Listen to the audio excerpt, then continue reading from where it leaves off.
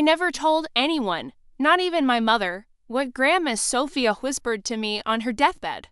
Her voice was brittle as porcelain, yet her words settled into me like wet concrete. You must never tell a man what you own, darling, not even the one you marry, especially not him. She passed away 2 hours later. I was 24 then. Too young to fully understand the gravity of that advice, but just old enough to obey it. It wasn't that I didn't believe in love, I did, but Sophia had seen things, lived through a loveless marriage, raised a daughter alone, and spent her final decade watching the world sharpen its teeth. So when her will was read, and it turned out she left me not just memories and recipes, but 3 fully paid apartments in the city, I didn't breathe a word to anyone. I thanked the lawyer with a nod and walked out of that dusty office feeling heavier, not richer. The deed to each apartment came sealed in a separate envelope. I slid them into a file labeled simply Archives and tucked it into the back of my closet behind coats I never wore. Not even Thomas knew. Thomas, we met the following winter at a gallery opening I only went to because my roommate had a fever, and guilt tripped me into using her ticket. He was warm and tall, with a lean elegance that didn't shout for attention but commanded it anyway. The kind of man who listened with his whole body chin tilted, eyebrows slightly drawn, hands gently clasped behind his back like he was considering a priceless painting. That night, he looked at me like I was one he was a junior architect at. A mid-sized firm, passionate, ambitious, charming in that measured way that made you feel lucky to be chosen. He came from a family of educators and accountants, middle class, modest, and proud of it. His mother once told me over tea, "We're not flashy people, dear, but we value honesty." I should have known then that irony has a cruel sense of humor. Thomas courted me like I was glass, every gesture careful, every word chosen like it mattered. And I foolishly wanted to be cherished. I mistook his attention for reverence, his intensity for depth. We dated for 16 months before he proposed with a diamond just large enough to catch the light, not large enough to raise suspicion, and I said yes. No prenup. No what's mine is mine talk. I had my own job, my own bank account, and my own secret stash of keys, 3 to be exact. We moved into a modest rental, a 1-bedroom just outside the city center.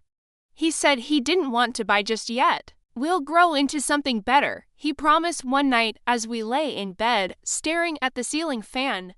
Maybe even design our dream home together one day. I smiled. I wanted to believe him, but even then, the voice of my grandmother hummed at the back of my skull. Like a warning in Morse code, the first year was beautiful in the way new things often are, bright with possibility, blurred by infatuation. We had routines, coffee together in the morning, grocery runs every Saturday, long walks where we dreamed aloud about the future. He was affectionate, thoughtful. Until he wasn't, I began to notice the shifts in his eyes when we argued, how quickly they could turn cold. How he didn't raise his voice, but weaponized his silence. If I pushed back too hard, he'd retreat into a fog of indifference, and I'd find myself apologizing just to pull him back. Still, I chalked it up to stress. The firm was demanding, the housing market was brutal, and marriage, everyone said, had its seasons. It wasn't until after our 2nd anniversary that the veil began to lift. It started with small comments. Why do you always want your name on the lease? Do you really need a separate savings account? Can't you trust me with your passwords? I mean, we're married. I brushed them off. But something in his tone, it was sharpening. Less like curiosity, more like calculation. Then came the accident. One night, after dinner, he knocked over my file box while looking for our tax documents. The archives folder fell open. I had forgotten I'd left it in the guest closet during a recent cleanup. Among papers and receipts were 3 yellowing deeds. I walked in to find him holding one. This, yours. His voice was flat. I nodded slowly. Yes. He didn't speak for a moment, just stared at me like I was a stranger. Then he gave a tight laugh. Wow, you really buried the lead, didn't you? I tried to explain about Grandma Sophia, about the timing, about how I'd never found the right moment, but he wasn't listening. He was already spiraling. eyes darting, fingers rubbing his temples like he was solving a complex equation. I reached out to touch his arm. He flinched. That night, he slept on the couch. The next morning, he was up early, dressed, and gone before I could say a word. No note, no message. Just silence. That silence stretched for 3 days. When he finally returned, he was all charm again. Said he'd overreacted, that he felt betrayed, not because I had money, but because I hid it. He made me feel like a criminal for guarding what was mine. And still, I apologized. That was my mistake. Over the next few months, he changed. In subtle but shattering ways, he started asking detailed questions. Wanted to help manage the properties, suggested we rent them out together. Why should they just sit there, he said, smiling over dinner? We could build something real, you and me. I declined, and that's when the coldness returned. Only this time, it wasn't quiet. He picked fights, accused me of being selfish.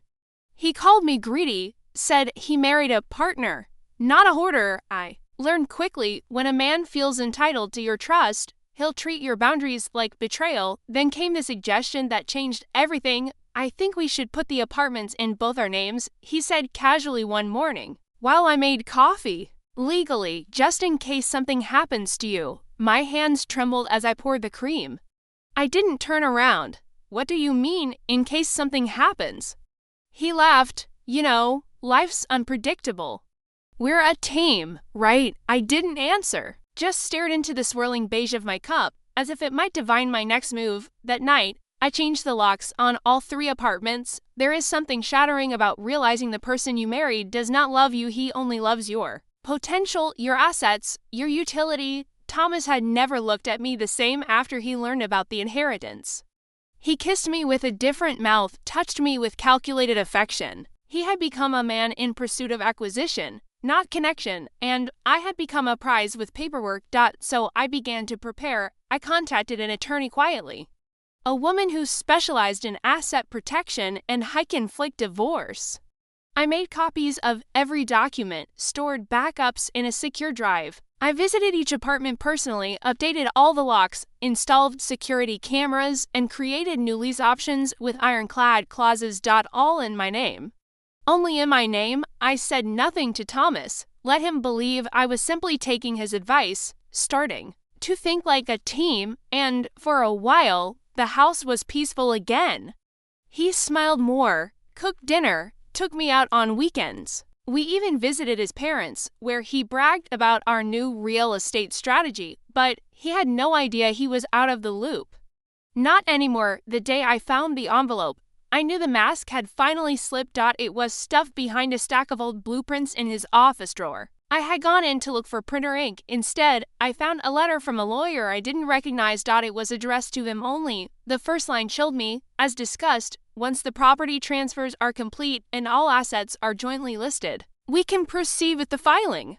The division will favor your share given her prior withholding of marital assets. My knees buckled.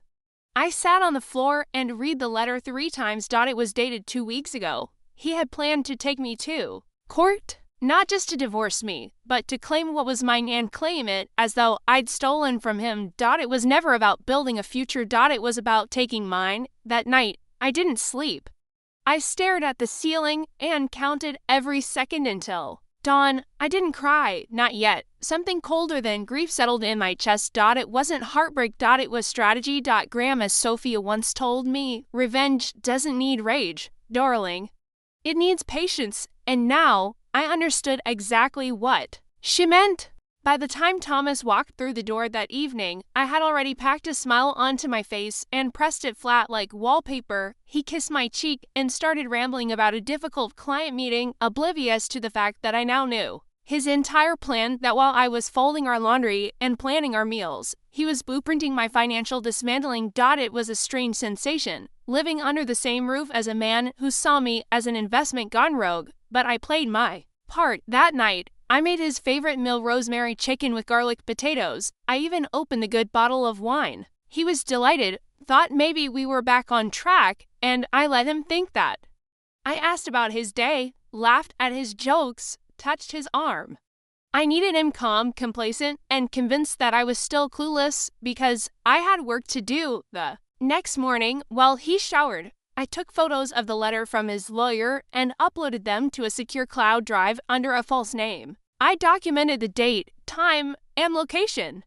I also began quietly collecting evidence: bank records, shared passwords he wasn't supposed to have, voice notes of conversations about his insistence on co-owning the properties. I wasn't just preparing for divorce, I was preparing to obliterate his legal footing. You see, in my grandmother's old journal, which I read every year on her death anniversary, there's a passage that stuck with me more than anything she ever said aloud. A man who sees your fortune before your face will never cherish you.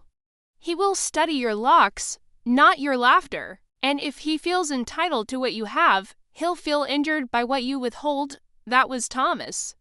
Not a partner, a thief in love's clothing, but I would let him come closer.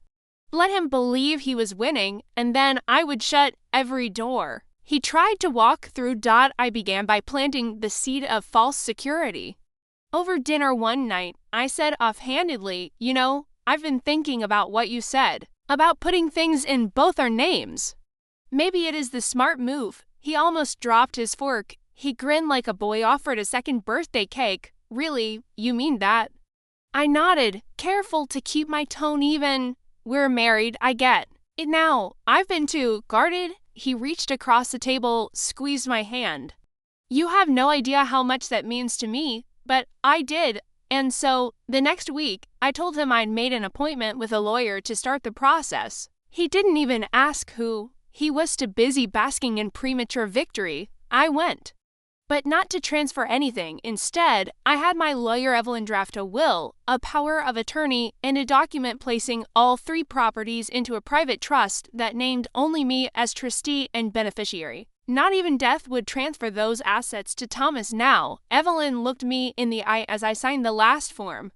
"Once this is filed, no spouse, no relative, no one can touch them, not unless you allow it." I nodded. "Good." She hesitated. "You know, most women don't come in with this level of preparation. It's rare." I offered a tired smile.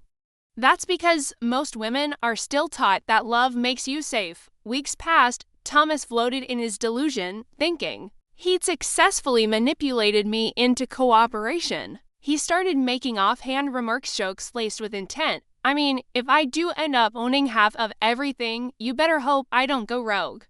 Better be nice to me, or I'll list one of our apartments on Airbnb." Each time, I laughed, softly shaking my head, letting him think the crown was already on his head. Meanwhile, I was taking meetings behind his back, showing apartments to renters, signing leases under a shell company I created through Evelyn's guidance. Tenants were vetted thoroughly, the security systems were upgraded. The trust was sealed like an iron vault. By the time he would even think about trying to claim anything, the paper trail would be so clean and precise, not even the courts could pry it open. But I didn't stop there. One night, as he scrolled through Zillow next to me in bed, he said, "Hey, what if we sell one of the apartments, take a trip to Europe? Maybe buy a place in Portugal?" I turned to him, expression soft. "You've been dreaming about that, haven't you?" He nodded. "It'd be the start of something new. Maybe I can even leave the firm if we pull it off, focus on personal projects." So that was it. Not just greed. He wanted freedom, funded by me. I smiled. "Let me think about it." But I was already drafting a different kind of plan. I reached out to one of the more upscale real estate agencies in the city, posing not as myself, but as the company that now technically owned the apartments. I told them I was looking for buyers, high-end, serious, no games. Within 2 weeks, we had offers. One in particular caught my attention. A cash buyer, discreet, foreign investor. He didn't want to live in the unit, just wanted to park his money somewhere safe. I accepted. The sale went through without a hitch. All perfectly legal, entirely clean, and completely hidden from Thomas. He never noticed the bump in my accounts. I kept it all in a separate financial shelter under the company. Taxed, yes, but protected, untouchable. Then came the final movement of my quiet rebellion. I hosted a dinner, just us. Candlelight, low music, wine. He loved the performances of intimacy. I have a surprise, I said, placing a thick envelope in front of him. His eyes lit up. Is this what I think it is? Open it. Inside was a carefully drafted fake proposal, a transfer agreement that looked like I was preparing to co-list him on the deeds. It had enough jargon to fool someone who didn't read carefully, which he didn't. He skimmed it, grinning. This is amazing. Babe, I thought you'd like it. He leaned in, kissed my cheek. You have no idea how happy this makes me. Oh, but I did. Sign it. I whispered, and he did. Right beneath a watermark that wasn't real. The next morning, before he woke up, I printed out every document from his lawyer. Every message, every email, every whisper of betrayal I created a neatly labeled folder and walked it over to Evelyn's office. We're ready, I told her. She didn't ask for confirmation. The divorce papers were served 2 days later right as he left the house in a blazer and slacks. Humming to himself, he read them while standing on the front lawn. I watched from the upstairs window. That night, he came home a different man. No anger. No tears, just confusion. You set me up. I sat at the kitchen table, calm. No, I protected myself. You set yourself up. He laughed bitterly. So all this time, you were playing me? I gave you chances, Thomas, to love me, to partner with me, to see me. You chose strategy over sincerity. You saw a vault, not a woman. He stepped back like I'd slapped him. This is war now. No, this is closure. He stared at me, waiting for a fight. I didn't give him one. I handed him a single sheet of paper, a financial disclosure stating that the properties had been held in trust since before the marriage, that he had no legal claim, and that the trust had already divested one of the assets. He scanned it, face paling. You already sold one. Yes, his lips parted. You're a liar. No, I'm my grandmother's granddaughter. He moved out a week later. No contest, no courtroom. Drama. My lawyer had made it clear, if he challenged anything, we would pursue his earlier correspondence as an attempt to commit fraud. The documents he signed, the recordings, the fabricated trust agreement, all of it could be presented to show intent to deceive. He walked away with nothing, not because I wanted revenge, but because I refused to be robbed with a ring on my finger. The day the divorce finalized, I returned to my grandmother's grave. It was cold. The air smelled like snow. I knelt and whispered, you were right, and for the first time in over a year, I felt something I hadn't known I'd lost, peace. The silence after a divorce is not like the silence before it. Before, silence is tension rope tightening, breath held, but after? It's stillness. Cold, echoing, necessary. The first morning Thomas was truly gone. I woke up without the weight of expectation pressing on my chest. The coffee I brewed was only for me. The radio hummed softly from the kitchen, no longer drowned by his complaints or corrections. For the first time in months, the air felt breathable, but freedom has a cost, not in dollars. In clarity, I saw, in painful detail, all the ways I had bent myself for him. The way I had shrunk my opinions, softened my instincts, blurred my truths, so he wouldn't feel threatened, and all for what? A man who mistook silence for submission. Who read love as leverage, but that version of me had been shed, peeled off in layers through every act of quiet defiance. The woman who sat in that apartment, now the one with clean ledgers and sharper eyes, wasn't just surviving, she was watching. Thomas didn't disappear quietly. No man with his pride ever does. He tried to slither back, of course, a text here, a call there, first polite, then nostalgic, then bitter. I know you think you won, but this isn't over. You'll regret this once you're lonely. You always needed me more than you admitted. I never responded. Not because I didn't have the words, but because responding meant he still had access, and he didn't deserve access. Instead, I quietly changed my number, moved to a different apartment, one of mine, and rented the original to a pair of newlyweds who reminded me of who I once thought Thomas and I could have been. Hopeful, kind, still untouched by betrayal. I wished them luck. Silently, of course, a few months later, I got a call from Evelyn. I thought you might want to know, she said carefully. His firm let him go. I sat back in my chair. Why? He attempted to leverage his position to get a client, to invest in a private development he hadn't disclosed. Conflict of interest. Apparently, it came up during a vetting process. Your divorce was part of the chatter. I closed my eyes. She continued, it seems he's also facing penalties for back taxes.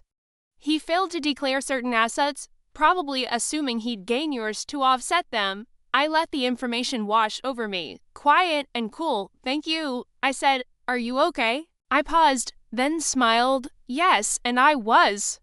I truly was, but life, in its infinite poetry, wasn't done writing the final lines of this story. It happened one crisp autumn evening, nearly a year after everything ended. I was meeting a potential tenant at the third apartment the one Grammar Sophia used to live in. It had been empty for a few months. Something in me had resisted leasing it. I wasn't sure why. It felt sacred. The man was late. I waited in the hallway, the key warm in my palm, when I heard footsteps behind me. I turned. Dan froze. Thomas. He looked older, thinner. Worn in the way people look when they lose control of their narrative. I saw your listing, he said quietly. Didn't realize it was this place. I said nothing. He looked past me into the apartment, his eyes softening. This was hers, wasn't it? Your grandmother's. I nodded slowly. He sighed. I never really got it, what it meant to you. What she meant, you didn't want to get it, I said, my voice even. You just wanted what she left behind. He flinched, but didn't deny it. I was scared, he admitted. You were always ahead of me, smarter, calmer, and then when I found out what you had, I felt like I didn't matter. I looked him straight in the eye. You didn't want to matter, Thomas. You wanted to control. There's a difference. He nodded, shame crawling up his neck. A long silence passed between us. Then, with a bitter smile, he said, you know, you didn't just win. You embarrassed me. I didn't have to, I replied. You did that yourself. He laughed one short, broken, guess your grandmother was right. About men like me. I slipped the key into the lock. She was right about one more thing, too. He looked at me, waiting. I stepped inside, turned back, and said softly, never let a man think he knows your last move. And then I closed the door. The tenant never showed, but I didn't mind. I sat in Sophia's old armchair by the window, watching the sunset burn the tops of buildings gold. I thought about her, about the woman who'd survived war, widowhood, and raising a daughter with no one's help. The woman who taught me to smile with strategy, to trust my gut over sweet promises. The woman who, in death, had given me the tools not just to protect myself, but to outwit the man who thought love was a transaction. I whispered, thank you. Breeze stirred the curtains. Months later, I finally rented out the last apartment. With the profits from the sale of the first, the steady income from the others, and my consulting work, I was more stable than I had ever been. I traveled, I slept. Well, I lived alone, not lonely, just alone, and, for the first time, that felt powerful. Sometimes, friends asked if I would ever marry again. I told them honestly, I don't know. What I do know is this love should never require you to disappear. And no one should ever get to profit from your silence. A year and a half after the divorce, I received a letter in the mail, no return address. Inside was a single photograph. It was one of me and Thomas from our wedding day. He had circled himself in red ink, and underneath it, scribbled one sentence, I underestimated you. I stared at it for a long time.